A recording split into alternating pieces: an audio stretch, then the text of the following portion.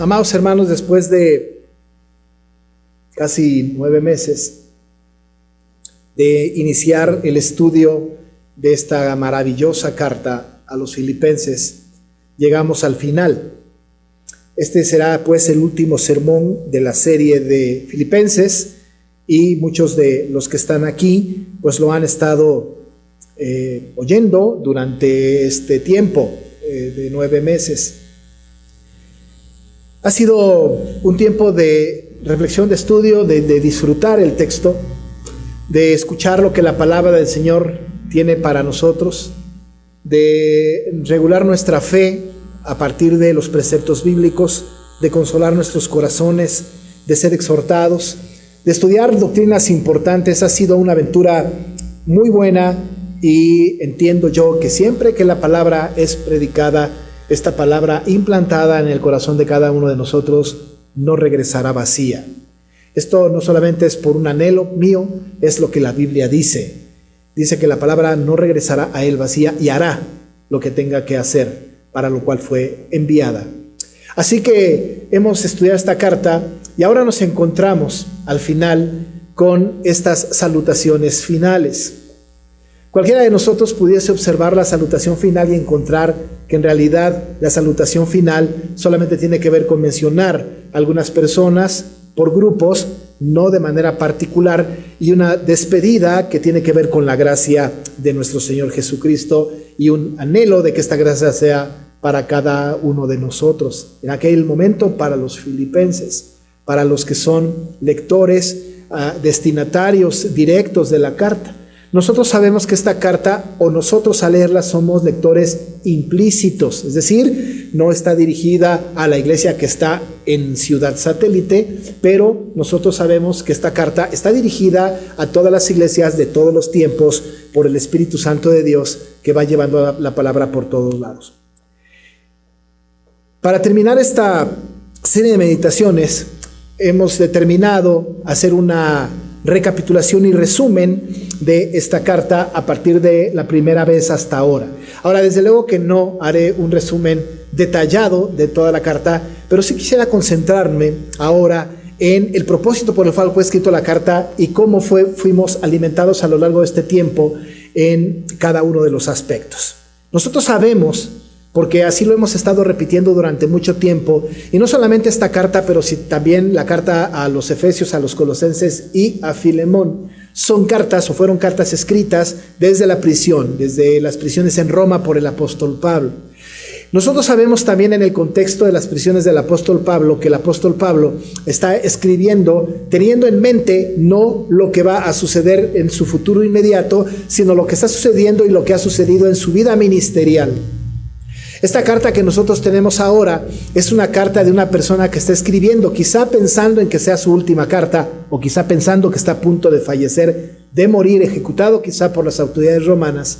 Pero esa es una carta que nos habla a nosotros de la condición de una persona que ha estado presa y que está en una situación adversa en su vida, y que de ninguna manera pudiésemos pensar en la lógica del mundo que una persona ante estas características, ante esta situación, pueda tener una actitud como la tuvo el apóstol Pablo. Si a nosotros una persona que está viviendo en una situación muy cómoda, muy feliz, nos da a nosotros algún concepto o alguna receta de la felicidad, no cobraría tanto sentido más cuando una persona que ha vivido en desgracia nos habla de una condición de felicidad. Es decir, en una situación adversa, una situación que está en una situación contradictoria, nos habla de cómo encontrar la verdadera felicidad bíblica, la felicidad en Cristo, llama nuestra atención. El apóstol, como dijimos nosotros, nos ha dado la receta de cómo debemos nosotros ser felices a lo largo de toda la carta. Hemos hecho una exposición, una predicación expositiva, casi versículo por versículo, para ir caminando en la carta, y hemos puesto en la predicación los detalles teológicos importantes y de vida. Pero ahora cerraremos con el asunto de este resumen y cómo finalmente podemos, pues, después del conocimiento obtenido, encontrar estas 4 sentencias, estas 4 ideas que hacen que una iglesia y una persona en lo particular pueda alcanzar la felicidad a partir de este maravilloso libro. Esto nos alimenta, esto es para nosotros sustancia sólida.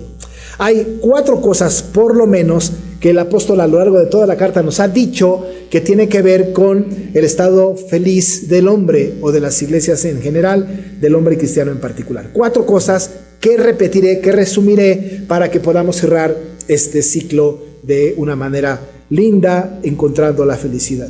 ¿Y por qué es importante? Me preguntaban al principio de la meditación de esta serie, ¿por qué predicar sobre Filipenses? Y era muy claro, necesitamos ser alimentados por la palabra en una situación mundial en la que vivimos, nacional en la que vivimos, en donde hay desgracia, en donde hay desdicha, en donde hay depresión, en donde hay tristeza.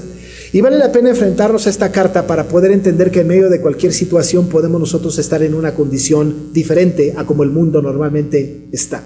Que cualquiera que sea nuestra situación, nosotros tenemos que estar en una situación distinta. Que nuestra posición en Cristo es una posición que es en Cristo, no en el mundo. Estando nosotros en una visión del mundo, en una cosmovisión mundana, entonces sí nos sometemos a la felicidad a partir de las circunstancias. Pero siendo de Cristo, teniendo la mente de Cristo, entendiendo que somos de Cristo, tenemos que tener una cosmovisión distinta y tenemos que enfrentarnos al mundo desde un punto de vista diferente. Por eso, el apóstol entonces ha elaborado una maravillosa carta de 4 capítulos, pocas páginas, pocas palabras, para darnos enseñanzas muy, muy importantes. 4 conceptos entonces para que podamos nosotros descubrir la verdadera felicidad de acuerdo a este texto bíblico. 1, y el primero que nosotros vimos, fue que para ser felices hay que estar gozosos siempre. Para ser felices hay que estar gozosos siempre, a pesar de las circunstancias, a pesar de la condición en la que vivamos. El gozo, decíamos en aquella ocasión, es absolutamente necesario para el creyente. Una persona debe vivir gozosa, y no temporalmente, no circunstancialmente. Cuando nosotros estábamos hablando en aquella época del gozo, en aquel momento, estábamos hablando de que las cosas de la vida cotidiana que nos pueden provocar gozos son efímeras. De tal manera que cuando hay algo y estamos en una situación particular y es una situación linda para nosotros, nos da mucho gozo, pero cuando la situación se termina, el gozo también se termina. Nosotros acabamos de experimentar la boda de mi hijo y en esa boda hubo gozo. Después de la boda, pues más resaca, más, ¿y ahora qué hacemos? Ahora experimentamos otras cosas, tenemos otras experiencias, porque el gozo fue efímero, el gozo fue momentáneo. Pero para encontrar la felicidad, no encontramos la felicidad en el gozo de las circunstancias del mundo, sino deseamos el verdadero gozo del creyente. Para alcanzar la felicidad se necesita ese gozo permanente. Por eso el apóstol dice, regocijaos en el Señor siempre. Otra vez digo, decía él, regocijaos. Ese gozo es absolutamente indispensable. Y dijimos que la palabra gozo, regocijaos o sus sinónimos están por lo menos 16 veces en el texto bíblico. Vale la pena leerlo otra vez, ir contando todas las veces que un prisionero está hablando del gozo. El gozo es indispensable. Un creyente debe vivir en gozo. Dirá alguno de ustedes, pero pastor, usted no sabe por lo que estoy pasando. La prueba que estoy teniendo. Pues la Biblia dice que tenemos que tener sumo gozo cuando nos encontremos en diversas pruebas, de tal manera que no hay una circunstancia en la vida en donde no estemos gozosos. El gozo es indispensable, y para ser felices en Cristo, para tener una vida plena en Cristo, hay que estar gozosos siempre. Y ese gozo no es autoproducido, ese gozo viene como fruto del Espíritu Santo. Cuando nos ha llamado el Señor para ser salvos, cuando ha regenerado nuestro corazón, ahí viene el gozo. Porque el fruto del Espíritu, parte del fruto del Espíritu es, después del amor, gozo. El gozo es, pues, requisito indispensable para el creyente. Un creyente que no está en gozo, en realidad tiene que hacer una autoanálisis, un autoexamen al respecto de su propia vida cristiana. Así que lo primero que vimos fue ¿cómo hacer para ser felices? Bueno, para ser felices hay que estar gozosos. Pero lo segundo que dijimos a lo largo de todo este tiempo es que para ser felices también debemos tomar como ejemplo a Cristo. No podemos sacar a Cristo del panorama. El apóstol no lo saca. El apóstol nos hace pensar en Cristo. De hecho, él mismo no puede concebir su vida sin Cristo. No puede una persona ser feliz sin Cristo. La felicidad de una persona sin Cristo es efímera, es terrenal, es pasajera, pues. Puede estar feliz por muchas cosas, pero sin Cristo nada somos. Lo que le da sentido a nuestra vida, amados hermanos, es Cristo. Y el apóstol les ha dicho a los filipenses desde el principio, en el versículo 21 del capítulo 1, porque para mí el vivir es Cristo. Quiere pues que entendamos que la verdadera felicidad, sí, por supuesto, estar gozosos, pero la verdadera felicidad se obtiene también porque estamos en Cristo. Porque tenemos como ejemplo a Cristo. Un poco más adelante añade el apóstol: y haya pues en vosotros este sentir que hubo también en Cristo Jesús. Nos dice que para que podamos alcanzar este grado de felicidad que tanto anhelamos, que tanto necesitamos, tenemos que tener el sentir de Cristo. Haya pues en vosotros este sentir que hubo en Cristo, y hubo un sentir de entrega total en su estado de humillación.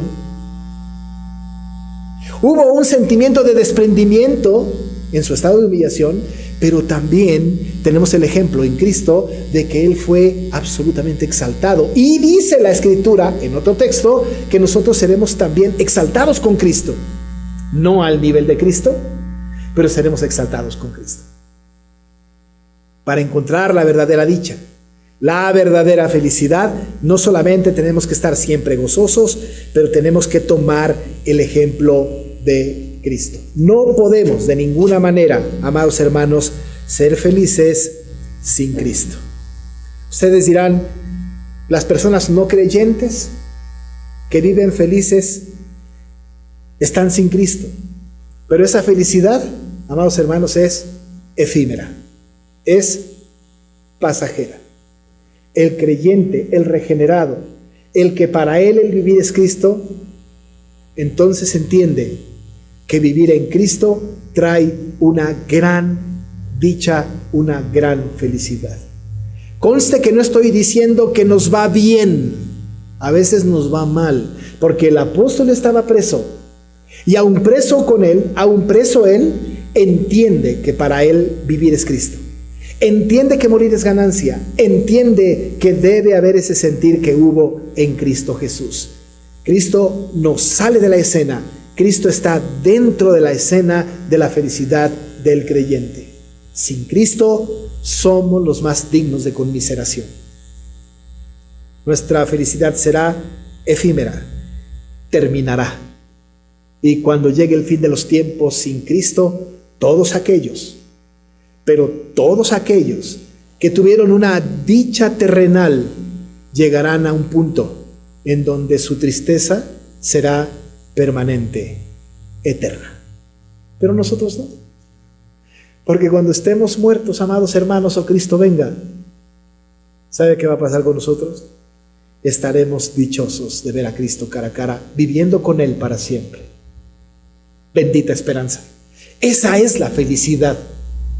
Ese es el secreto de la felicidad. Estar gozosos, pero también estar en Cristo y seguir el ejemplo de Cristo.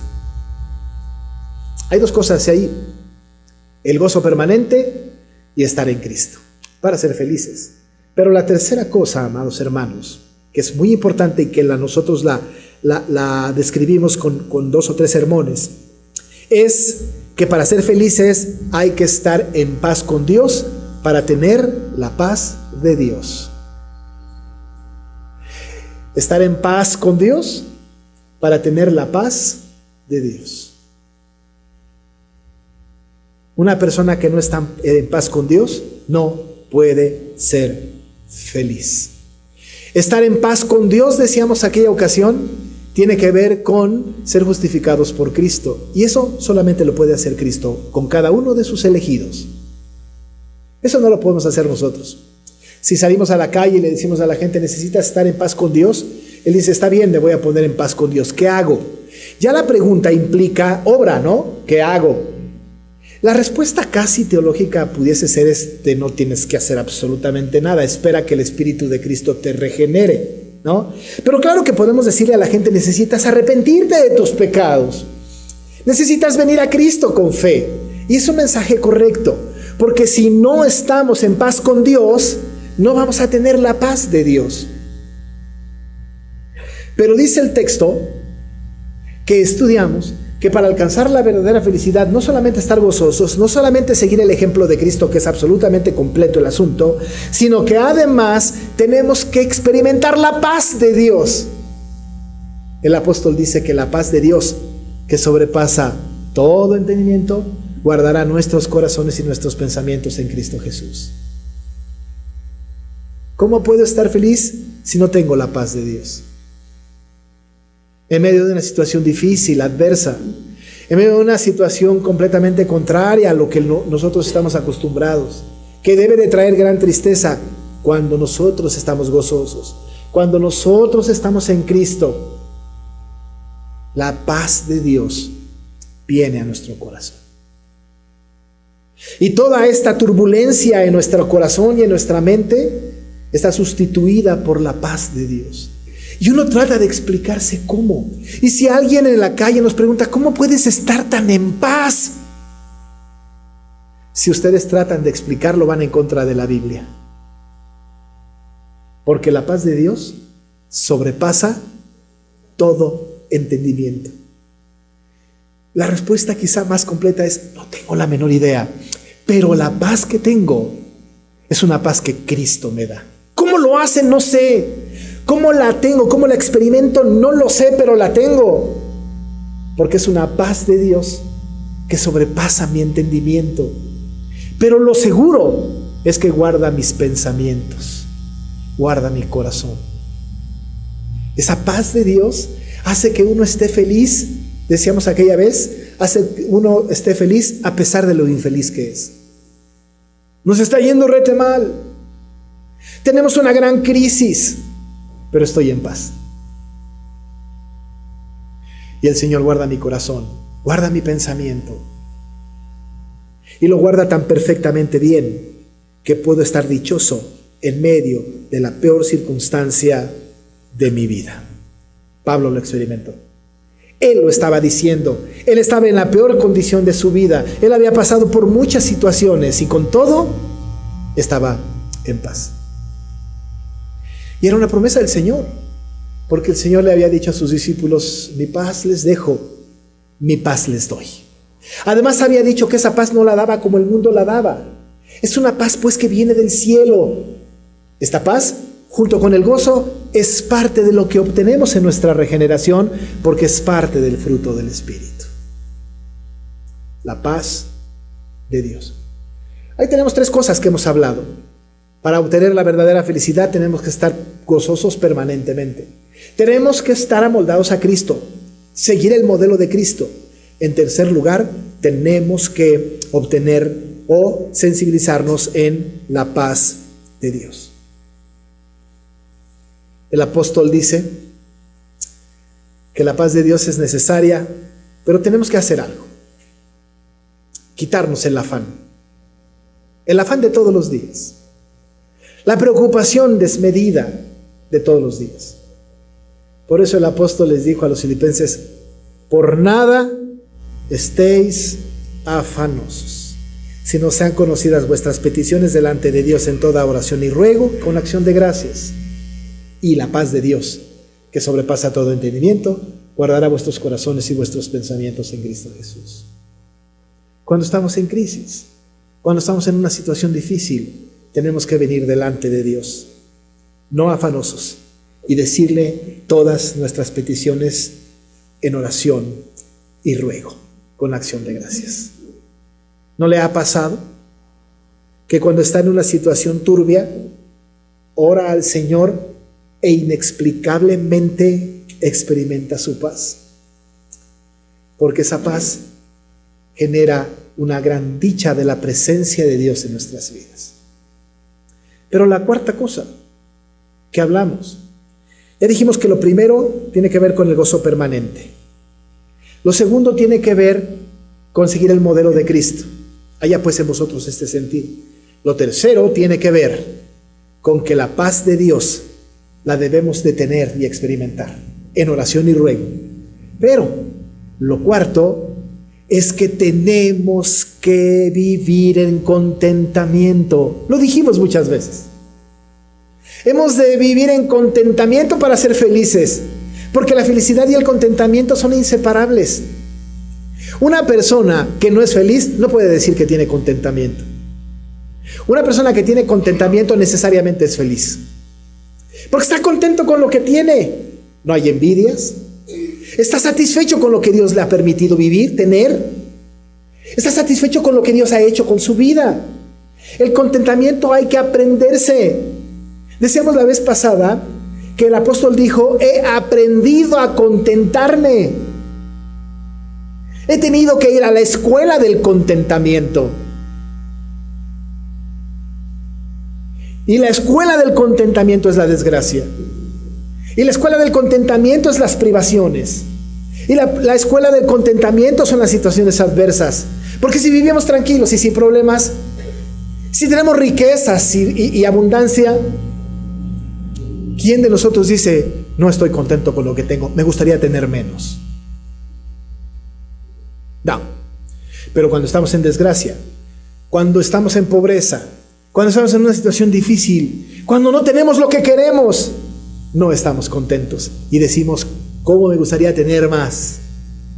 Y cómo mi vecino tiene más, y cómo el hermano, cómo la hermana. No hay contentamiento. Pero para ser felices hay que vivir contento con lo que tenemos. Este contentamiento es absolutamente necesario. Puedo estar gozoso siempre. Puedo estar siguiendo el modelo de Cristo siempre, aunque no se puede en totalidad.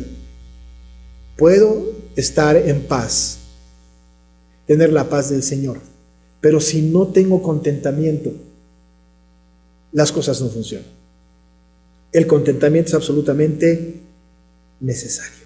El apóstol ha dicho: no lo digo porque tenga escasez, pues he aprendido a contentarme, cualquiera que sea mi situación.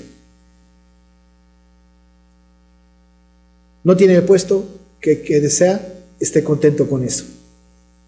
No tiene el dinero que anhela, esté contento con eso.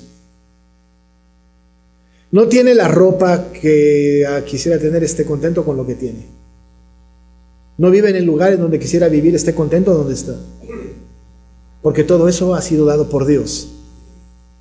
Y su felicidad no puede depender de las circunstancias externas, sino del gozo permanente, la presencia de Cristo en su vida, la paz de Dios que está en usted y el contentamiento.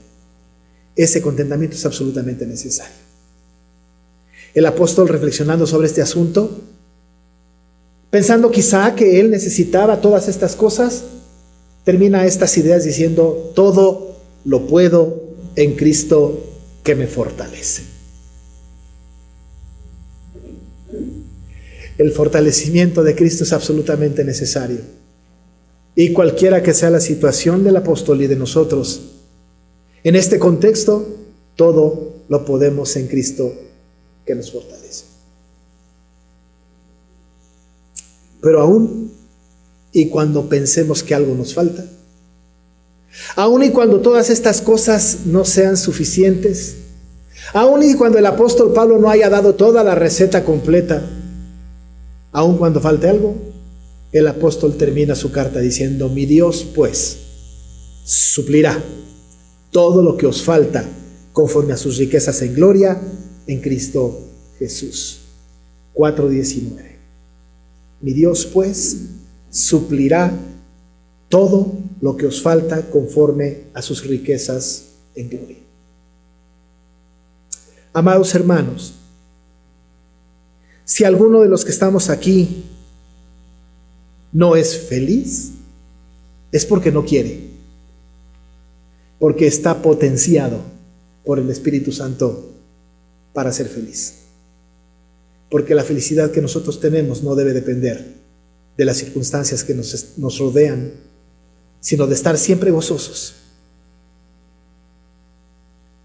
Depender de Cristo, estar en paz y experimentar la paz de Dios y estar en contentamiento. Y si lo podemos, y si algo le falta, nuestro Dios pues suplirá todo lo que nos falta según sus riquezas en gloria en Cristo Jesús. Esto se lo escribió Pablo a los filipenses, en corto, a nosotros a la distancia. Lo hemos estudiado con detalle, lo disfrutamos mucho. Hermanos, debemos estar felices en el Señor, gozosos en Cristo. No quejas, no reclamos, solo dicha y felicidad porque estamos en Cristo Jesús. Oremos. Y Padre, hemos disfrutado el estudio de esta carta a lo largo del tiempo. Hemos aprendido cosas, Señor, que no sabíamos. Hemos recordado cosas que sabíamos. Pero una cosa es segura: esa palabra implantada en nuestro corazón no regresará vacía. Hará lo que tú has dicho, Señor, que haga, para lo cual has mandado. Permite que en el análisis de esta carta nuestra vida haya cobrado un sentido distinto, porque tengamos una perspectiva diferente y vivamos en dicha, porque tú eres nuestro Dios y Cristo nuestro Salvador. Padre, queremos vivir en gozo permanente. Queremos seguir el ejemplo de Cristo. Queremos experimentar la paz tuya que no podemos entender. Queremos vivir en contentamiento. Y si algo nos falta, súplelo, Señor, según tus riquezas en gloria. En el nombre de Jesús agradecemos este tiempo de reflexión. Amén.